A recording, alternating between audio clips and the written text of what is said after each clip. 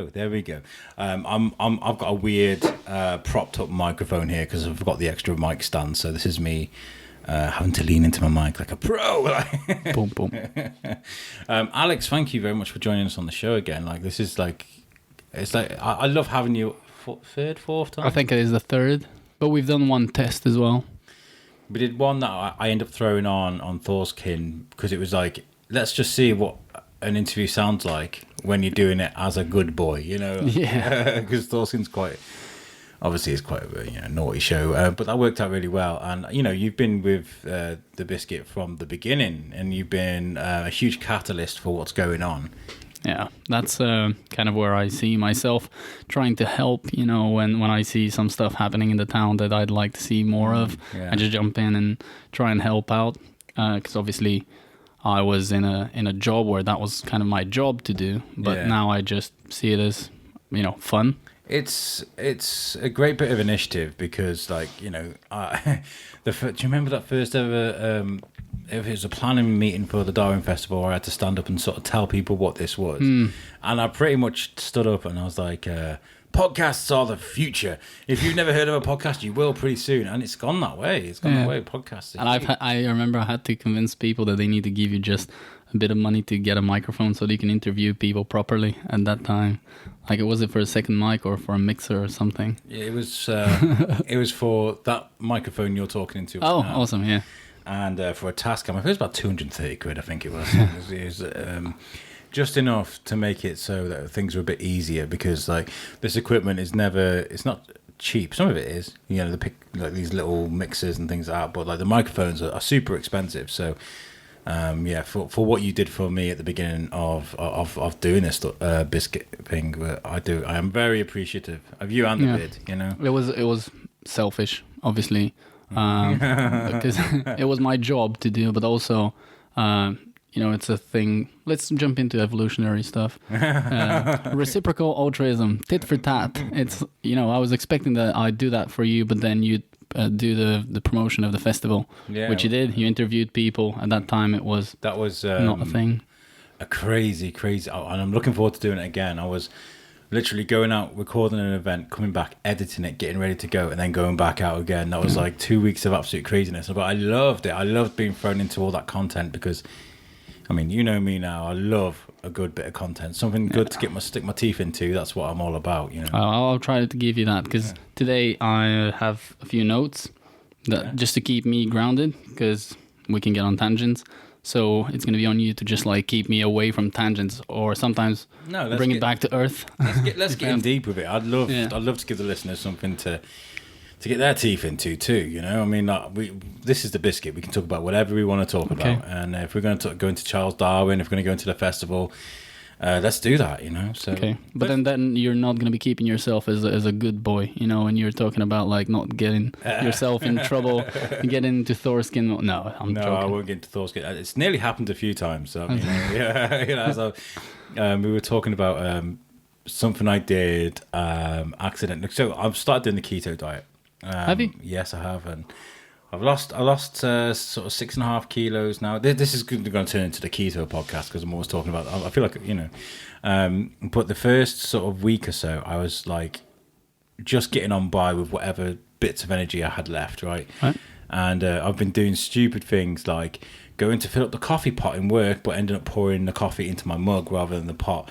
You know, stupid things like that. Or what was the other one? I accidentally uploaded a nude photo, not of me, but for for the other show. It was What the Wish. I've explained it on the show before, and it's one of those crazy things that Wish suggest on Facebook, and it was a guy in sheer underwear and you could see everything, and I accidentally uploaded it to Facebook, forgetting you couldn't do that sort of thing on it. It wasn't me being like horrible or anything. It was just like, you know. So I started talking about that on the last show we did with, I think it was Jen Eastwood, yeah. So one of those things that, you know, I did by accident. That's fine. Yeah, every podcaster has their thing that they're a bit stuck on. So if keto is your thing, it's fine. We're going to go around that. Yeah, it's working out well at the moment. I'll be good. We're having one naughty day a month, which is going to be, because I wasn't around New Year's Eve, we're doing a New Year's month party at the end of the month. So that's what I'm going to get a Chinese, have a few beers and relax, you know, that's going to be my thing. It's good. So, you're looking great.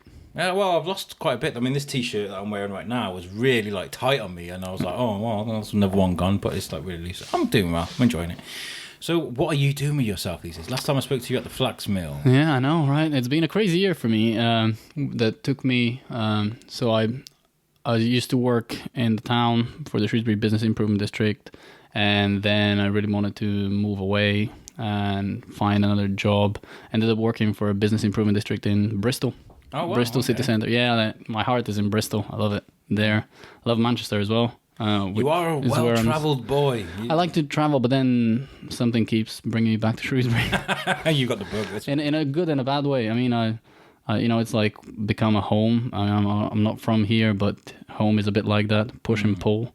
You know. What is your knowledge of Shrewsbury like? Do you know the place like the back of your hand now? Is it that was my job, so I took it upon me to read up on the history. So I'm not gonna bang my own drums here, but I am. I'm gonna do it. I tried hard, and then I came across fun facts, but also I feel like in the town center there isn't a street that I've not walked or peeked in the backyards of people as well. Just I really wanted to have a mental map of the whole place, because it's a weird one as well with the loop. You know, you start walking along the river and you feel like you're gonna get somewhere, and eventually you're back to where you started from. It's a mind blow. It's the nooks and crannies and the little shortcuts and things. I'll be walking through town and Shane will just drag me down some alleyway somewhere, and we'll get to a place like half the time it would have taken me to walk all the way around, you know.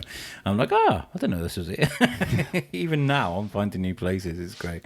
Yeah, but it's the funny thing about living in here and not being from here is that, you know, you have a bit of a different look as an outsider. A bit more like if I have to look at that way to my hometown, I probably wouldn't be able to do it, because it's, you know, it becomes a part of you, and it's a bit more difficult to be critical or to be, you know, like a bit more realistic about it. And I come from a hellhole like of a town back in Bulgaria, post-industrial. At the moment, it's actually going through a water crisis because some local politicians stole the water and sold it on, like, from a dam.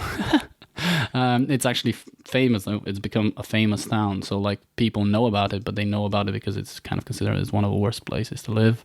Crazy. So people don't know how bad they got it, do they? But then again, I love it. Like if anyone says anything about my hometown, I'd probably, you know, cut them. It's the same as my wife. You know, she's from Bogota, and you know, if anybody says anything bad about Colombia, she gets very defensive, because apart from all the bad things that go on in Colombia, there's some amazing things going on there as well. You know, especially the rebuild of and the reimagining of Medellin, which is where Pablo Escobar was from. Right.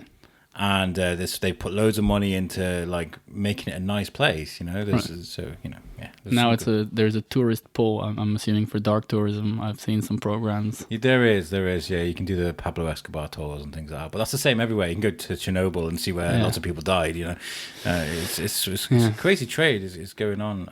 But then again, that's where I'm probably gonna start off with the. Let's debunk some things about the Darwin Festival, because I help.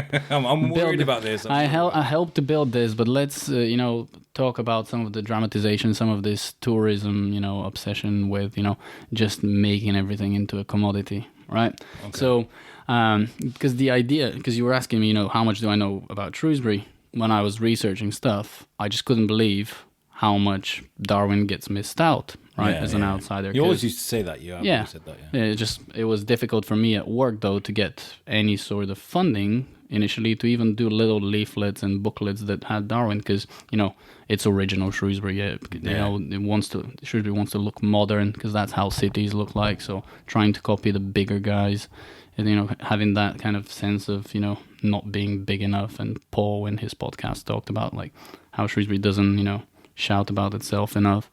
So in that context, it was, you know, kind of a nice hook to have Darwin, but then it took loads of time to get buy-in, and that's why I you know, building something just as a proof of concept it was where the Darwin Festival started for me, because obviously it existed before John King, the legend, the man who was he was just like keeping it going, just doing stuff for himself and the Wildlife Trust and a few of the people around the Unitarian Church. Fiona was doing loads of little talks, but just making it into a more centralized kind of... Yeah, and a sellable commodity almost, if you think about it. Yeah. It was just like, get a logo, get a slogan, curiosity and independent thinking, and then work that way. Yeah.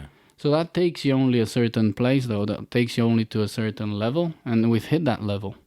Now, that's why I'm here. I think that this thing either needs to be very open about what it is. You know, a community-based festival. We can always keep doing that. It's nice. Yeah. There's like the arts festival in Bellevue is the same as the Darwin Festival. Yeah. In my head. We covered that last year as well. That's good. It's good. Gets people out and about, doesn't it? They're really good. Yeah. They're amazing for a little town. But if it's going to really be a catalyst to generate something different happening in the town, you know, like what you've been able to do, just something that then sticks. Yeah. You know, you launched during the festival, but you then continued doing stuff. So it's not just a burst and then shrink. Yeah. And also it's not just a commercial festival where you pay to get in. And that's what people don't seem to get their heads around, because it's the town itself can be a trampoline for entrepreneurship, for people trying stuff. An idea is a seed, isn't it? And a seed grows into a tree, you know? And that's what I see the Biscuit and, you know, like, Shrewsbury's famous for its independent businesses, you know, and things like that. So, like, these things start from an idea. Yeah. They may start, like, in, like, Crystal's Cupcakes, for example, just moved into the parade. That has grown and grown and grown, and now there's one in the parade, there's one in Telford, and it started off in Telford. Duncan from Planet Donuts, you know, he's growing, he's moved into Telford, the other way around, but he's growing and growing and growing, and these were all just ideas that happened in people's kitchens or something, you know. Yeah, that's great, you know, and people need to keep doing it. What I'm interested in is as well, how do you, because it's a really interesting case to look at, you know, the type of jobs that are around here, the type of businesses, you know. You can build a house, shop for your clothing, eat food, and these are, you know, well, you know, a bit basic. I mean, you know, that sounds harsh, but you know, the reality is in other places there's an investment to then get people into the types of jobs that they might be interested, the types of jobs of the future. That's not to say that people shouldn't be into, you know, into food businesses, into the ones that exist already, but how can someone try something else? That's a difficult thing. You know, that's why you see people moving to those places that have the jobs already rather than trying to create them here. It's just really difficult to start from scratch. Because for me, the really big example is everybody that works around the nighttime economy. There's loads of people that love doing that, but it also does create jobs for people that are just like kind of being there temporarily when they'd rather be doing something else, experimenting more.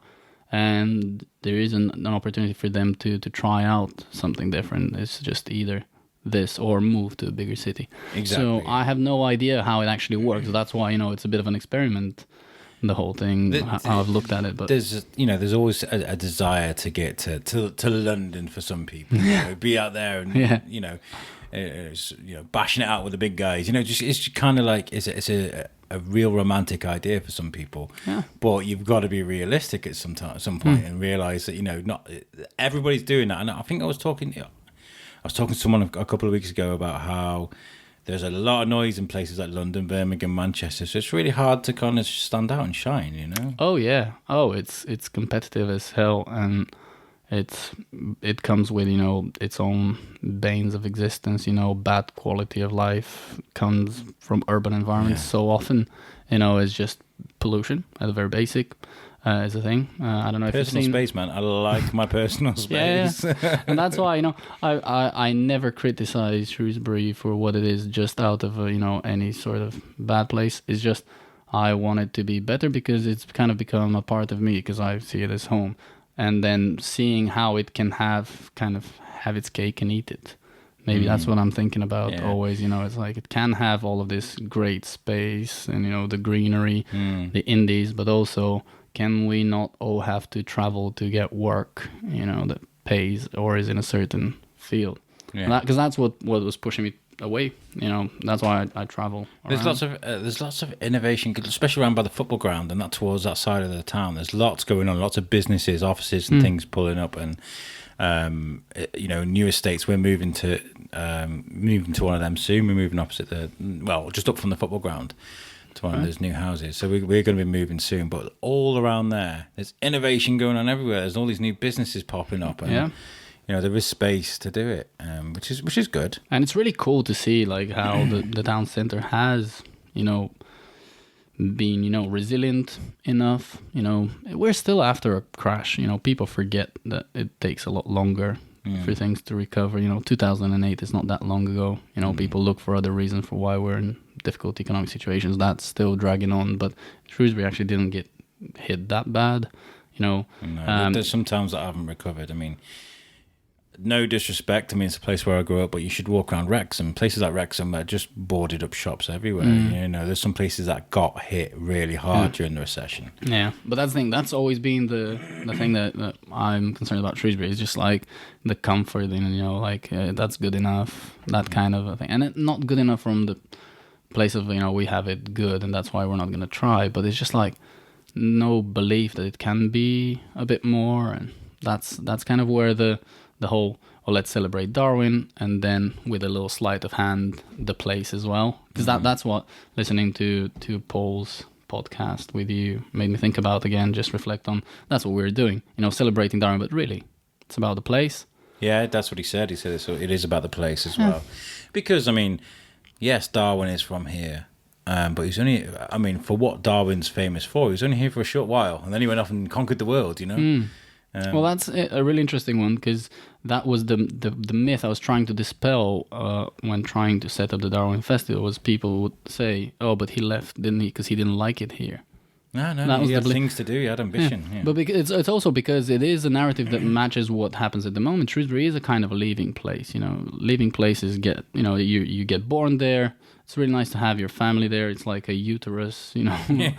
But then people want to go to the big city, find something, and then come back. It's almost like the stereotypical hero's journey from, you know, Star Wars. Thanks for bringing a bit of geekdom into it. I enjoy that. But we hear that a lot on the show. That is very typical of what people either move into Shrewsbury, like me and you, or it's one of those towns where you kind of spread your wings and fly. I hear that a lot. Yeah, and what's interesting from that, you know, like Darwin left perspective is that I think that's what I would encourage the Darwin Festival to think about. It's that man was, you know, taking, you know, kind of his fate into his hands, going away, but then also doing the same thing and kind of making a bit of a leap of faith to make big claims, you know, in thinking independently, but basing it on, you know, a lot of evidence. So he was dissenting from the you know, the average view. Well, yeah, it was a very religious time, wasn't it? And science was, you know, it was... Yeah, and he had to have balls to do that, you know, to stand his ground. And we were trying to initially, it was just like building this festival, you know, steadily. Oh, let's not talk about dissenting topics, you know, like ones that are really critical. Let's not talk about the hard stuff. It's easy to do small events. But I'll encourage people to open up and challenge. Be brave. Like some of the talks that I'm seeing that are going to be on this year are amazing. Like the one about the future of work. There is the Cafe Scientific. I'm getting in touch with him. I really want to do a talk. But it doesn't need to be during the festival, because I'm interested in stuff sticking throughout the year. This is going to be like a monthly thing, I think, afterwards. I think this is the start for it, the festival. Yeah, but last year we were going to start one like that was going to stick, but it didn't stick, right? No, that was right. But I think Richard wants to, like, I think his story, I was speaking to him before, he said, I mean, we're going to get him on the show at some point. But he said he's seen these in big cities, and he was looking for one to go to in Shrewsbury. There was none, so he made his own. Yeah. But that's the thing, he's seen in the big city, but let's not copy and paste. I can see he's got his own take, and let's make it even more interesting. I'd be really interested to do one, and we can do a collab, because I heard you're interested in doing something, because it's like almost like a podcast thing. No, Come on. No, I couldn't do that. I couldn't do that because I'm not qualified enough. I mean, I can speak in a microphone. I mean, I was talking with Shane before. He's like, "What? You can learn a trade, man. You can learn a trade and go and do it." I was like, "Everything I'm good at, I do with my mouth, man. I'm not." But I am interested in it because it is like for the guys sitting in the audience or in the cafe, whatever. It is a live podcast. I mean, if you watch Joe Rogan, imagine being in the same room as him as he's doing that. Yeah. That's exactly what it is. Well, that's what I'm thinking. Let's do something that we just record, like. When we do it, I don't know, do something interesting as well while we do it. I don't know if you've seen Hot Ones. Have you seen the YouTube show with the hot wings, where people eat progressively hotter wings? I saw. What drew my attention to it was the argument that the guy that hosts that and Kevin Smith had on Twitter was the most polite argument ever. Kevin Smith had heard that he wasn't like welcome on the show, or they didn't want him on the show, so he did his own version of it. And then he mentioned on the show that he was told he couldn't go on that hot wings thing, and then they just started this beef on Twitter. But Kevin Smith is the most polite person ever, and they were like, instead of going hey yo beep beep beep, they were just kind of like, I would kindly suggest that you would. And it was amazing. Yeah, I get hot. The reason why I mention it, like, because the progressively, hotter wings at an interview creates some drama to a talk or an interview or whatever it is. And I feel like if we did some sort of a gimmick together with a talk, like I've been thinking about having 3 shots of espresso as you're talking about a topic, being interviewed, being recorded. I can do that. That can be a... Or we could switch it up and do whiskey instead. Oh, that's going to be a different kind of a talk. That's a good idea, though. I like that. Let's just get ourselves, like, intoxicated on something. Or, with coffee is going to make you... You're going to get a bit of honesty out of yourself when you get a bit hyper. We could do... we can't do a roasting. A roasting would be too much for the biscuit, well, I think. I have been thinking... You know what could be funny? The Darwin Awards. Yeah. Not exactly that, but think. So the Darwin Awards are the people that died the dumbest, which is a total misinterpretation of what. It's a total misinterpretation of what evolution is about, really. But it's in the pop culture. Yeah. People think it's about survival of the fittest. So that's what I think I'd go a step further than Trump and say Kanye. The Darwin Festival. Sorry, Kanye, if you're listening. But you know how you can be not as cruel. We can link it to a good initiative. It could be, awards for people that are doing bad stuff to the environment. And we just, put some names to it, It's a name and shame thing, isn't it? Yeah, really? a little bit. But instead of doing it for people that are silly, it's like there are some companies that are probably contributing the most to our own extinction. So in a way, we're going to kill ourselves by some people, being reckless. So why not celebrate and honor them as a mock thing? Well, obviously that's just an idea. I don't think I can deliver it. I've got a Trump thing there on my fridge from the prison. Can you see? That's from where we were throwing axes and you could choose something to throw it at, and I was like, oh, let's choose Trump. That's quite extreme, to be fair, to have on my fridge. It's just a fun day out with the kids. Yeah, as you can see, basically I've got loads of ideas, and that was the thing behind the festival, was just allowing me to connect with other people that have too many ideas that might some of them might not work. So it's important to see the ones that don't work, see them play out in real life, see it doesn't work, fail safely, and then not take it forward. Rather, because I see these people around Shrewsbury, they have these dreams and hopes that they carry for years, and that maybe are the wrong thing, but maybe they are. And if they tested it on a small platform, then maybe it works, maybe it doesn't. It's more of a real thing. The reason I say it is because, we did the events at the Flax Mill. We did some sessions that had, we had Extinction Rebellion together with the council and together with some environmental consultants to talk about sustainability. And it was a flop. I mean, it wasn't like massively bad. We had just enough people, but it was something that I wanted to try. Can you have an entertainment night mixed with learning as an event at the Flax Mill? And turns out it was either too early or for some reason it didn't work. But I'm okay with it. Like we tried it. A big shout out to John Hitchin and James Hitchin and the whole Hitchin family from the Alb that supported that. I love those guys. They know I love them. So they're like catalysts for entrepreneurship because they want to try other stuff as well. And it doesn't need to be support for money or whatever, but connecting people, helping you out, just letting you play it out, test and fail, if you have to. I found out that there are a lot of companies, there are a lot of people that have gone out there and done that will help people that are just starting out, like SJF, the printers. They helped me out with some posts, so shout out to Steve. I messaged to him, I rang him, and he was like, I remember starting out and stuff, like, so we'll help you out. And he just gave me some posters to help me out. And that's his business. And there were lots of people like that, like the Bid, for example. The Bid were very helpful towards me. And then, of course, there's Darren from Gin Different, who loves what we're doing. And, he's very, very... There's so many places you can go in Shrewsbury that will just appreciate you for trying. Yeah. Oh, that's a big thing, just go and try stuff. And it was, like, really interesting, even when I moved away, like... from this work from the Bid, like just bouncing ideas or asking for help with something, they've always still helped me out. Shrewsbury does have that, and it's actually not that often, it doesn't happen that often. So there's a bunch of nice people around here as well. So I think we're lucky to live where we are, because like I said, if we were in like a Birmingham or a Manchester or something like that, you'd probably get told to go away. Well, depends. I've probably been told to go away many places. You've got to be prepared for that. You've got to be prepared for that one. Yeah. And you know what? It's happened to me plenty times. I remember messaging Greg Davis, Greg Davis, his agent, to see if he can come on the show, and I pretty much got told no. But there are so many examples of where I've tried and failed, but you got to keep trying, people. And you don't just do what's comfortable, like Alex is saying. Don't just do what's comfortable, do what's daring. Yeah.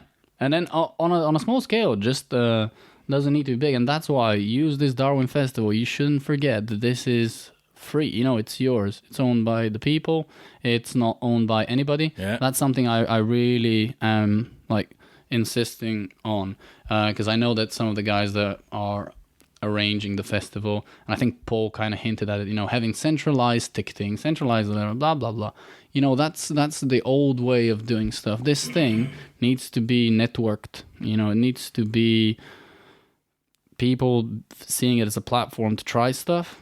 Yeah. Obviously, it does need curation, facilitation, but that can be done by many people. Everybody new that has come in every year just goes like, "Oh, why have you not organized a committee or whatever?" It's like, because committees suck. Committees don't get stuff done. It's just networks of people that have a mutual interest of some sort. And I'm, not saying that somebody doesn't need to do the brochures for it. Somebody doesn't need to do the marketing, but that's just a part of the network as well. Yeah. That's how it seems to work more. I see this as a festival that's got a lot of potential. I've always said that. It's not quite hit its potential yet, but I think it doesn't have the one big thing for me. It needs the one big thing. We always say, and even in the last podcast, when you were talking to Paul, you were saying, it's got loads going on for it. And that's what people say for Shrewsbury, loads going on. But that's too much. It's like, that's how original Shrewsbury was born as well, as a brand, quote unquote. Because it's like, what have we got? We've got a bit of everything. But every place can say that. Yeah. So you got the Shrewsbury Biscuit, of course. Of course, yeah, the one and only. But the Darwin thing, the one big thing. So why are you coming to the Darwin Fest? Oh, they've got this giant pile of dodos. A bit of it doesn't need to be a gimmick. It could actually be a landmark. We got David Attenborough next year. Come in and talk. The one big thing. And that's where I would look up to the guys that, the university and the Bid and whatever to really think hard. How can we get this one big thing sometimes? Because the community and the network stuff and the platform to try new things is there already, but it does need the help for like the one big hook. But for this festival to almost survive, we need people to go to the events, because last year was great, but there was so much going on. That it was hard for people to know what was going, because like the list of events that was going on was quite vast last year compared to this year. But we need people to go, and this is why I'm trying my best to get people that listen to our show to go and try something new. Yeah. There's a talking about the future of work and where it's going. Go and see that. That's free. There's some plays, there's some really nice plays that are going on at the Unitarian Church. Go and watch one of them. You know, there's take your kids to the Fuzzy Beats. That's after the festival. It's a fringe event, but you know what I mean. That there are things there that you probably wouldn't see yourself doing, but go and do it anyway. Like with Tim Dawes, like he invited me to a poetry slam he was holding at his house last year. Oh, yeah. Right, and I was like, I've never done that before, Yeah. and I'm going around a stranger's house. I'm not a stranger. I met. We became acquainted, and I was like really out of my comfort zone. And I remember just going into this house and like meeting all these people, lovely people. Sat down, had a couple of glasses of wine, and before I knew, I was laughing at the poetry. I was enjoying myself, and that was something I'd just never done before. And that's an example of somebody going out of their comfort zone and just trying something new, because you never know. You might go away and go, that was awful, but at least you tried. Yeah, and like that's how we grow as a community. Yeah. That's how it gives an opportunity for people to do some personal growth. Because I know there's a lot of talk about growth, but most of the times it's, you know, when you're talking about towns and cities, it's economic growth. You know, how do we get more people, more money here? How do we get investment? And that's a different mindset than the one that it's like, let's make it work for the person with, you know, the view from the inside. And I think that's why it's poignant that we start off with the Young Thinkers Award, because like that is pretty much nurturing the intelligence and the desire to go out and learn from a young person's point of view, and I love that. Yeah, it's one of my favorite things. Yeah, but I do have to say for this year, designing a flag. I mean, previous years we were asking them what's the one big idea to change the world. You know, let's not narrow it down too much for kids to like designing a flag. Like, let's see how they can solve, you know, the climate emergency. Yeah. You know, let's not shy away from the big topics. Let's not make it smaller. That's what I'd encourage the guys from the competition to think about, because kids, when they're young, they take the whole problem with the complexity of it. Sometimes it's unrealistic, but you know, that's, you know, you just want to find the next boy on Slat. yeah. But big ideas, you know, that's what we need. One big hitter, and it might come, it might not. My one big thing, I think, would be I'd call it think outside the loop. Yeah. You know? Yeah. Let's try pedestrianizing the loop for the duration of the festival, or for a weekend. Or something, like just to see a Mardi Gras type thing. Just see how it works, because I know it's very complex to do stuff to a town, right? You don't know who needs to access, who needs to, you know, have deliveries, and the guys at the council and whoever is involved in these decisions, that's what stops them sometimes from trying stuff, because you know it's too complex. Yeah, it's too complex. But that's why you need to test, and they do some stuff. But like, let's get us involved in the stopping. That's why I think. Sorry. I think there has been ideas around the big town plan, but you know, somebody needs to bite the bullet and see if that's viable. You know, Birmingham's just announced that they're doing it. They're taking cars out of the city centre. There's a lot of places doing it now. I mean, even in like America, places that they're taking, like the high rise train that goes through Manhattan, like they it's a walkway with plants and stuff. It's beautiful. I love that. When I was in Bristol in the bid there, I was in charge of a project that was looking at the air pollution, and then it was working with the council to then take this data and justify kind of a zone. I think they're going to be using a monetary barrier, so you'd have to pay a fee, but that's, you know, I don't think that's the right thing. That's, people are going to take it as a fee. You know, they're going to be like, I can afford to pollute. That kind of mindset. Yeah. So that's one of the things, you know, the one big idea that I would say is, you know, think outside the loop. I'm going to champion that. So which events am I going to see you at then? Which the ones that Well, I'm going to try and go to, so the Café Scientifique, the future of work, because these are kind of interlinked to my PhD interest, because I'm researching things around how people search for jobs and how this place shape job searching decisions. That's kind of literally my PhD. Yeah. So these two talks, the combo, is kind of like literally my I think interest. Paul was like, yeah, journalism's gone. And I was like, oh. I don't think so. I mean, yes, to a degree. I feel like there are things out there that could go out and push out news. But when it comes to a podcast, I feel like the human element is what people listen for, you know? Oh, yeah. I mean, the reason I come here is because we can have a long-form chat. Yeah. Which, for a guy like me, sometimes if I just say the buzzword, think outside the loop, or just say something, people would think that I'm just, people would think that I'm just selling them something. And I do like to do sales pitches, but I am not a salesman, I'm taking pictures as he's talking. He's like, that's fine. So, the long form does give you that chance to really be clear about what you mean. So for me, what I mean with the think outside the loop and testing if it the loop can be pedestrianized is it's a complex thing to manage a place, but complexity doesn't mean you can't take action. So you take the complex system and you test stuff, see how it works, and then you can do it rather than being paralyzed. I think that's what happens. People try to look at a too big of a problem or trying to please everybody.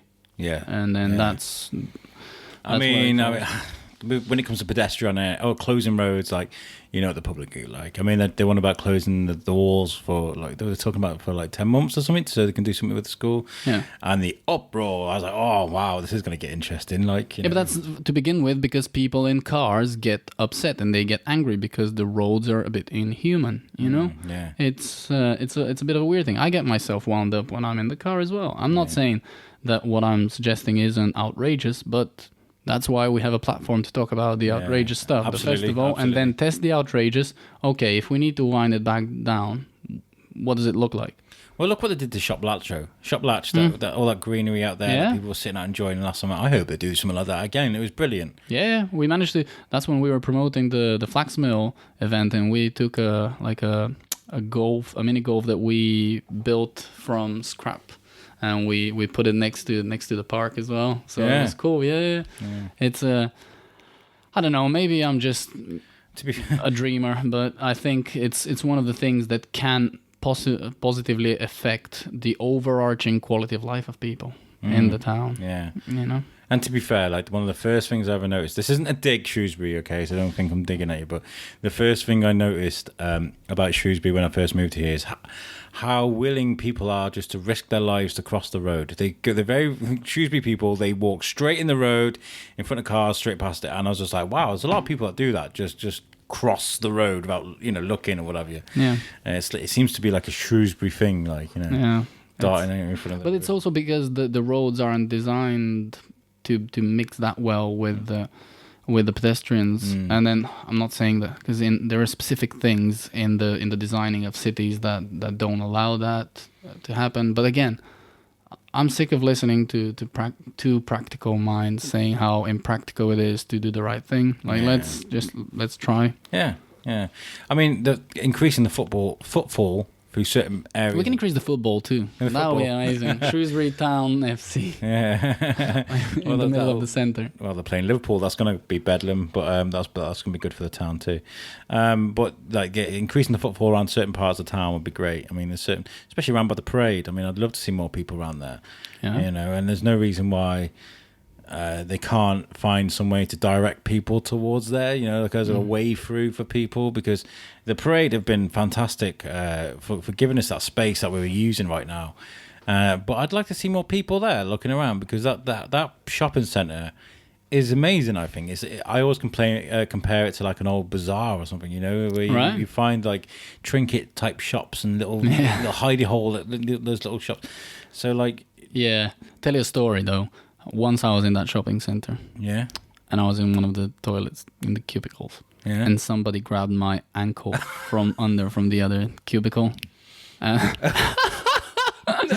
Oh man! And then I was just like freaked out. And by the time I walked out, they ran away. Somebody pulling your leg, literally. There you go. You see the odd stuff in Shrewsbury as well. Like, let's not forget about that. It's like, it's all nice for me to say, think outside the loop and all that, but just some of the oddity, just the weirdness it's there. And I like that. I mean, I love how we don't just have Darwin. It's like Lord Hill, and there are so many important people that come from Aleks Vladimirov from the Biscuit. I mean, look at but this is obviously, there's something in the water here. There's obviously something here that creates innovation and the desire to go on and do well. I think you're right in taking people out of their comfort zone. Well, not necessarily their comfort zone, but being more daring and going out there and doing it. I think it's really interesting when you say that there's something in the water, because obviously I'm mixing some geography in my PhD research, and that is because geography does literally mix the physical with the social, and then the kind of meaning related stuff. Because you ask people on the podcast what does Shrewsbury mean, and I'm always looking at it from a geography standpoint. You've got the rubble and the rocks and the buildings here. Sure, I love them, but really then you have a layer of people that live here, get in touch with each other, network, and then out of that emerges what they call a sense of place. But really what it means is, what's the vibe around here? Contentment. That's what I hear. People are content here. Yeah. And I think that's the danger, isn't it? People are too that's the thing. That's the thing. That's what. And maybe it's okay. Maybe I'm the one that doesn't fit, because I did have a friend of mine that came in once to see me. He knew me from university and looked around, and it was just such a beautiful place, right? And then he looked at me and he was just like, I can see why there's nothing that you can point your inborn skepticism at in Shrewsbury. I can see why. And that's the thing. Sometimes I'm just like, it's too nice, I'm used to. Maybe it's because I was born in a hellhole that's urban and it's got the ills, and I just kind of need that in me. But I don't know what it. I mean, honestly, I can't. Apart from the biscuit doing well, I mean, the schools here are nice. We've got nice friends, a nice family, and stuff like that. But it's got to be the history. It's got to be something to do with the history that draws me to this place, because I lived in Wrexham, I lived in Telford. I'm not really well travelled, but I have lived in different places, Yeah. Wrexham I struggled with because I'm a big football fan. They're all about the rugby there. They look the rugby, and they're not too keen on the English either. And Telford for me was it was a nice place, but it wasn't a place that people were proud of, unless you're from Ironbridge or something like that. I think it's the pride in this place that I enjoy. Oh, it is a thing. It's definitely, you get attached to it. Yeah. I don't think I can see us living anywhere else, unless I don't know, something happens and I become like a superstar with the podcast, which is not going to happen. But I always say to my co-host, I'd love to move out to America or something if I could do that. And do what I'm doing now, but somewhere else, because the Americans love that British accent, but they can hear it from here. They don't have to go to America to do that. But you gotta fit. If you fit in where you are, that's perfect. Because again, it does make me think about what Paul was saying about the festival is about Darwin, but also the place. And I look at it from an evolutionary standpoint. Evolutionary psychology talks about man and place. Like how we talk about there's either debates about nature and nurture, or really it's like.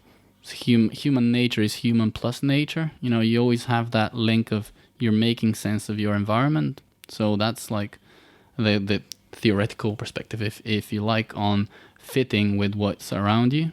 So if you like what you see around you, you're fitting in. If you don't, move. What sort of time scale are we talking about now? Because I mean, you could talk about our great ancestors. Yeah. But there's generational thing's different, isn't it? Yeah, let's bring it down to earth. Bring it down to earth is what's your closer surroundings, and that's why I would take place as the kind of that the rubbles and the rock and the buildings around you and the people and the vibe and the water. If you dig people feel more comfortable around water. Yeah. So if you like that, stick where you are. If you don't, move. It's a very simple solution, really, and that's kind of my interest in. So some of the things I'm researching is about simple rules of thumb that actually make better decisions than overcomplicating stuff. Because dealing with complex stuff like places and towns and cities, you actually need to really simplify your mind and your decisions. So what's your take on kind of the social media aspect and these things that we carry around in our pockets? Do you think it's made a massive effect on how people feel about where they live? Sure. It's made them probably think that place matters less, because it's somehow in the ether, right? If you're online, where are you? You're somewhere else. Yeah. Are you really in your place? But I'd argue everything was uploaded from somewhere the first time. So I'd always imagine that the fix for the internet at the moment, because it's gone a bit weird, would be to be able to trace things to the first person that uploaded it. Obviously there's implications for your you're going to have to be identified. So we're going to lose that anonymity that the early 90s internet had. You could be 3 different personalities online. That was interesting. But it's now become a bit detached. And people don't seem to be reacting well to it. But there's also, is that because of the tools themselves, or is it the optimization that goes on behind it? Because in my current job, I'm researching how people use technology, and that's kind of my job. So I feel like there's definitely a rise in narcissism. yeah. And I don't know if narcissism bodes well with appreciating your habitat. I think you're more interested in kind of how you are as an individual, but and forgetting that your habitat is a part of you. Yeah. It's like we are a part. Like Shrewsbury is a part of us if we live here. It just kind of goes through your pores. And that's why I appreciate people that are affecting the local culture here. That's one of my drives towards doing this show. Yeah, and you can use the technology to serve a decent purpose, and because there's the offline connecting and networking that you're doing. By the way, think about who you're going to recommend that I meet, to bounce some ideas and get something interesting going.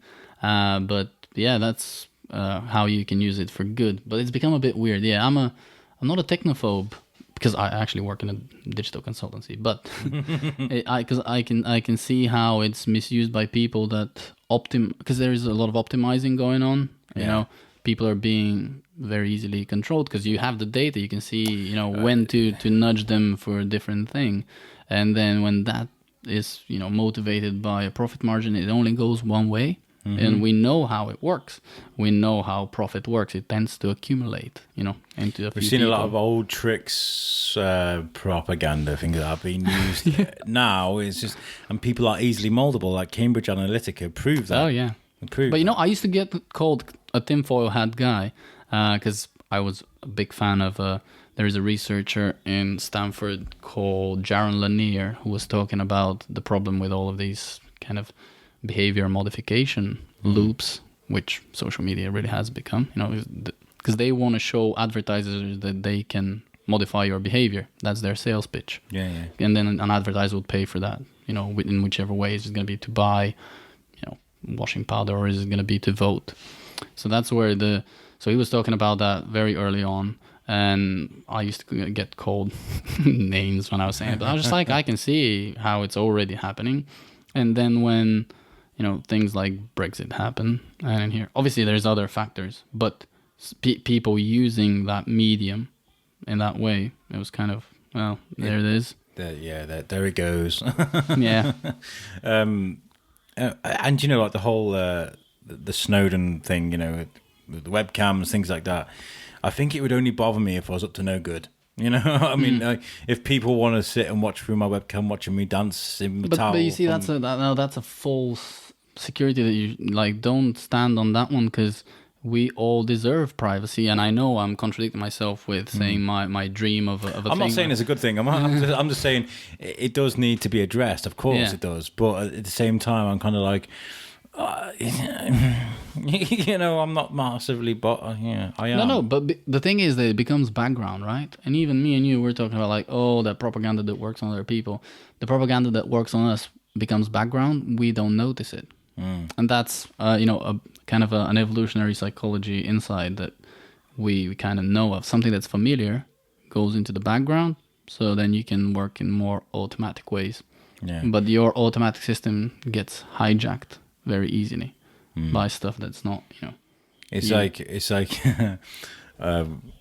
we've been, because we're moving house, we've been looking at sofas. Now all I'm getting on Facebook is sofa ads for sofas, and it's driving me crazy. It's like I'm not that linear. I'm not just thinking about sofas. Come on, Facebook, I'm not. And I feel like if you've got a one set mind, say like voting, for example. I've always been transparent and said I'm Labour. I've always been Labour, and so they're not coming after me because they know how I already feel. Yeah, they're after the people that are on the fence, that are easily because they can be molded. They can be molded, and that they're. It's not just that they can be molded, but also you can make money out of that molding. Both sides of the people that are providing social media and those that are going to pay for it. But no, things are changing. I mean, we were talking about Instagram's taking the like button away. Yeah. which I think they're keeping it there, but you're not going to be able to see how many people's liked a certain thing, which I think, for people that are influencers, it's going to affect that quite a bit, because you're not going to be able to see Sims who's got £17,000 for wearing a pair of Ray-Bans. You know what I mean? Like, it's going to affect it quite a bit, I think, but I think for a good reason. Like, the narcissism might just die down a bit. But again, that's now they control the game, and now they choose who's an influencer, who's not. And when they change the rules of the game, somebody else is going to go up, and that's the platform. People have become a bit powerful in that way. Yeah, it's really weird. Something so simple can affect something so vast. But you know what? My take on it is, how you have your comfort about, like, you don't care if they look, right? Yeah. For me, my comfort is, I just remember the 90s. These are just websites. These are just websites that we look at, because we start calling it platforms and apps, and they've got this thing, all the network, just websites. Choose not to look at the website. That's my comfort, and I know it's based on a lot of bullshit, because I sometimes get myself being on social media and not, noticing that I've gone in. I mean, I deleted my Facebook, but it wasn't just from these fears. It was probably to, think better of myself, think that I'm more enlightened than I am. I was thinking about it today, actually, because I was thinking about things to talk about with Jen, who runs Rock Rose Digital. Okay, great person. And I was thinking about things to talk about with her. And I was thinking, would it be good for me to just one day a week just leave my phone to one side and go about my day? And I thought, there are so many reasons why I need that phone with me, not just because of the show and stuff, because there are lots of things during the day that need my attention, But there's also the safety aspect of my little boy. What if school ring, or what if my wife has an accident in work or something like that? There's so many these things are locked to us. These things. Yeah. I mean, unless you really just don't. You're not bothered. But if they were locked to us, it wouldn't be as much of a problem. Then it will be up to us. It's that at the moment you hold the thing in your hand, but you don't own the data on it. You have something that's half yours, half somebody else's at any point in time, and that's not very clear to people. And that's where the opt-in, GDPR that came in, kind of the Data Protection Act. The Data Protection Act actually was almost as strong in this country before. It just didn't have teeth from punishing, so you were still not allowed to do what they're doing. It was illegal, but it was cheap to pay the fines. But the reality is, if people knew that what they had, their phone is not their phone, and that's a bit sad. That, like, if we have technology, it should be ours. Who owns the means of making money? And if this is the means of production at the moment, how you're making your money, like, somebody else owns it. Like, I write and I store something on the cloud. At some point, where is the server, that holds it? And who I was saying this I was speaking to some young people a while ago, and we were talking about servers and things. I was like, I bet Snapchat. You can just imagine what Snapchat have on their servers. That's all backed up. I'm telling you now. That's all backed up. I'm telling you, there is a big server somewhere on Snapchat, and they've got all that stuff everywhere. I'm telling you, people just like the whole. I can't use the actual term that people use for it, but taking pictures of your anatomy and sending them to people, It seems to have become the norm now. And this is the world we're living in. Like, I wouldn't think, I'm from... I wouldn't know I'm a proper guy. Yeah, well, I am too. We're kind of similar age. Like, we grew up around the same sort of time. And, like, I think I didn't grow up with Facebook already there, or the internet already there. I was born in the 80s. Like, and I don't know if that kind of...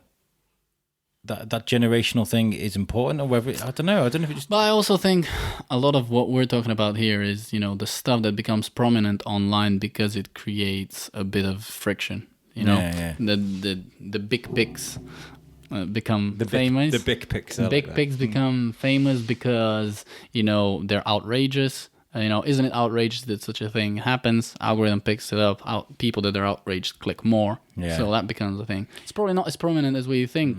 That's just as some other things are happening. I don't think it did that. I mean, obviously there's the whole child aspect of that needs to be addressed. Of course, that's really important. But I think as well, you've got to look at the trolls and the people that go after people, because I've been trolled before loads of times. I'm out there in the public, I'm doing what I'm doing, and I'm very, very public. But I'm strong enough to deal with it. I mean, I do suffer from bits of anxiety, but if someone writes something nasty to me, I'm just like, oh, delete, bye. Yeah. You know, it doesn't bother me. But it used to be in the 90s, used to be trolls. There was a lot of them, but that was a lot of what was done. And I feel just like now that gets reinterpreted as it's become a bit more real. Somehow trolls have gained more power. They are, because how long does it take to create a new Facebook profile? Not long at all. How long does it, you know, with Twitter, things like that, you can just keep coming, and there's nothing they can do to stop you. Yeah. And I think it's really difficult. Otherwise, they would have done it by now. You know. I think that, like, with the anonymity that you're talking about, losing that might help, but at the same time, GDPR, you know, like, it should be illegal.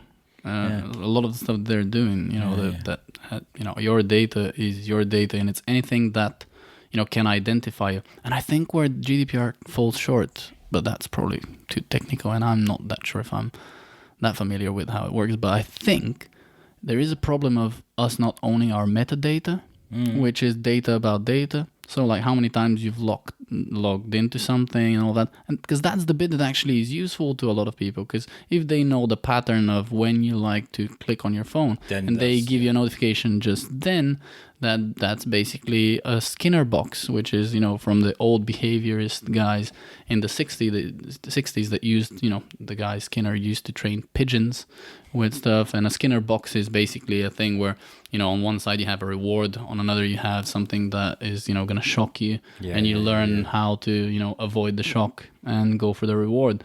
So we're being put in a Skinner box, and it's a bit dystopian for no reason, you know. Like, people don't realize that we all watched The Matrix like a few years ago and didn't learn.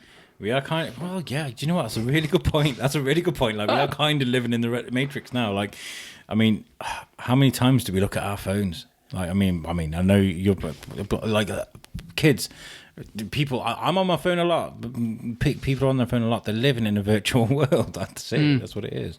The weirdest thing is that it's called virtual reality, right? And one of the, because it's not real, but it's virtual reality, right? They were always trying to make it real. And that guy that I mentioned, Jaron Lanier from Stanford, who was talking about data privacy, he's actually the father of virtual reality. Okay. He did the first kit in the 70s, and they used to be too utopian. And that's what I see, you know. Techno-utopians are sometimes dangerous because now he's realized, you know, some of it is not gone. It's not gone the way we intended it to. Because they were doing research about, like, if you're in an immersive environment that looks real, they were testing, like, if they gave people an avatar. That's actually probably quite evolutionary. So it's related to the Darwin Festival. Let's keep it as if it's linked. But basically, they were giving avatars to people that have, like, limbs, like you could be a spider. You know, multiple limbs. Oh, okay. And with training, people could then learn to operate the different limbs.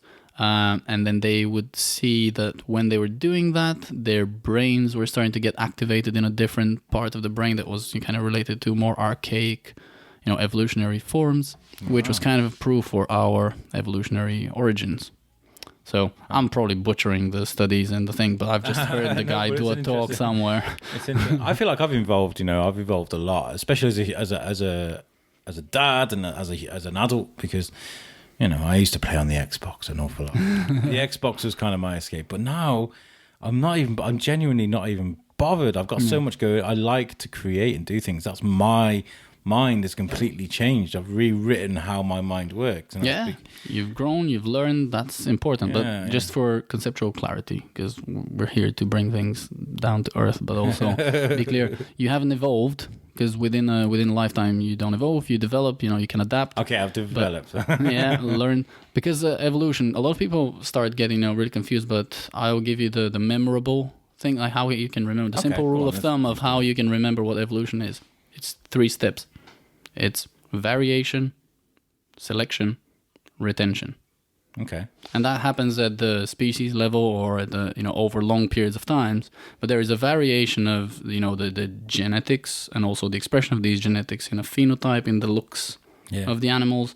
And then within a certain environment, the ones that, you know, do better or more fit to that environment get selected in. And then their genetics and phenotype, the look, then gets retained. Has there been any evidence of any sort of, I know it's only short, over the generations, say from the 60s, 4 generations, something like that.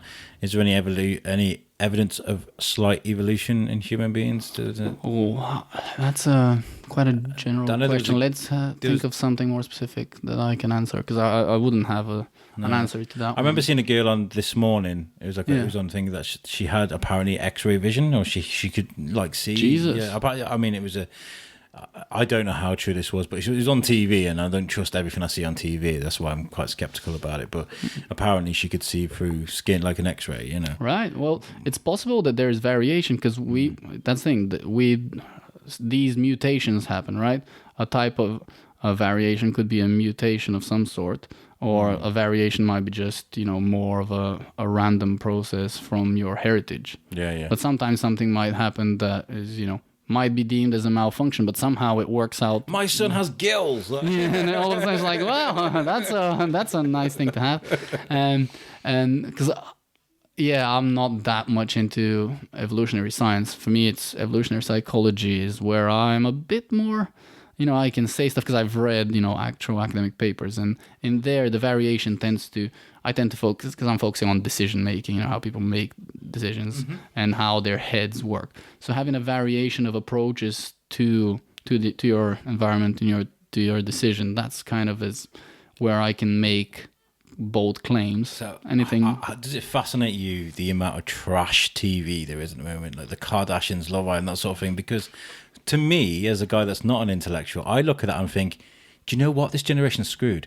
Like, that's it. But there are some people saying that's actually really good. It kind of resets your brain, gives you a holiday from.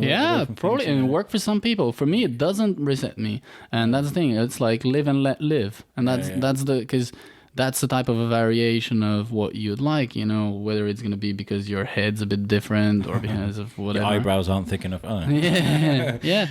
Live and let live is kind of a good approach for that. Pluralism to what's out there. There's more versions than the one that fuddy-duddies would like to see. If you're a fuddy-duddy, you try to mold everybody to be the same as you. You want to be the one selecting for which variation should be retained, create power hierarchies and all of that. But really, let's let our environment decide which types of approaches work for people, which ones don't. It's a bit more. So you're saying like your environment sort of help you. How does Shrewsbury help the locals learn to adapt? Amazing question. See, that's a great question. Good segue especially linked to Darwin, right? The place that molded the mind. You see, again, I'm just for comfort. I'll go through what I know theoretically. It's the mind and the environment, the place should be seen as a scissor. That has the two parts, the cutting parts, interconnected and always analyzed together. Right? Let's just refer to that. And I'm stealing that from a guy called Herbert Simon, who's actually a big guy in AI. Probably the father of AI, if you think about it that way. Because he's responsible, is he? Okay. Well, but you see, not the hyped up AI, which is a marketing spiel. It's AI is just algorithms that can learn, right? And we use algorithms in our daily lives, like the simple rules of thumb that I was mentioning.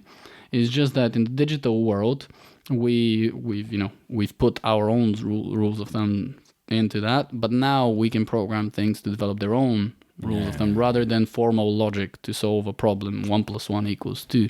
It can just go, well, let's try this, let's try that, and see which one works. That's AI. But the almighty AI, all of that is just a marketing spiel to scare people into investing. Anyway, so what have you stole of this guy? So let me get back onto the Shrewsbury. Let's bring it down to earth. So what does Shrewsbury do to help people adapt? It's got the Darwin Festival. No, but it's a transformational project. It helps every year to try something new, and in a place that's a bit traditional, that's the function that it can do, and it's a bit structured. So it gives us an annual check-in, and we can try new things. See which ones work, which ones don't. Do a variation of a program. See which ones stick, which ones are serving the community, which ones are not, and then retain the good ones. And then if someone's event doesn't work for them, or for, it doesn't get attendance, then they'll know that, they should try something else. I feel. I mean, I've thought about this quite genuinely. Thought about this because I do think to myself sometimes, why am I enjoying life so much in Shrewsbury than I ever have anywhere else? And I do think about it quite a bit, and I feel like it's because it's nice enough to be content, like you said, but it's there for you if you want it. Yeah. Oh, that is my look on it. Yeah. Shrewsbury's got your back. It's like because I at one point I moved. I didn't just move to Bristol. At one point I moved to Stoke for a bit, and within 9 months I got back. So I seem to have a history of going and. Were you adding duck into things? All right, duck. How's it going? Oh yeah. They were calling me. Bab as well, but that's a Birmingham thing, right? That's a Birmingham sort of Telford. Yeah. Right, or maybe maybe I'm just misremembering. I just remember the old cakes. That was the one positive. Apart from in Stoke, everybody seemed to be into their sports, and I'm a bit active. So. Yeah, well, they've got quite a good team there. I mean, I was judging it by I'm not from here, but everybody seemed to wear their tracksuits in the club, so I assumed that they were into their sport. That's funny. I like that.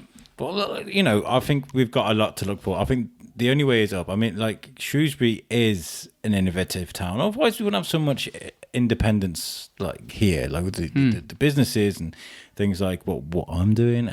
But, like, the fact that people can, like you, at the beginning of this, you saw this as an initiative, as a way of trying to bring Shrewsbury into the modern day, because, like, there are people that are set in their ways. We've been talking a lot about this recently on the show, about social media, for example. I mean, it's quite bad. The behavioural thing is quite alarming, but at the same time, it's free advertisement. It's free. It's there for people you to tell take the good with the bad. Well, we need to be honest about the bad. Yeah. Yeah, absolutely. But some people are so stubborn. They won't even,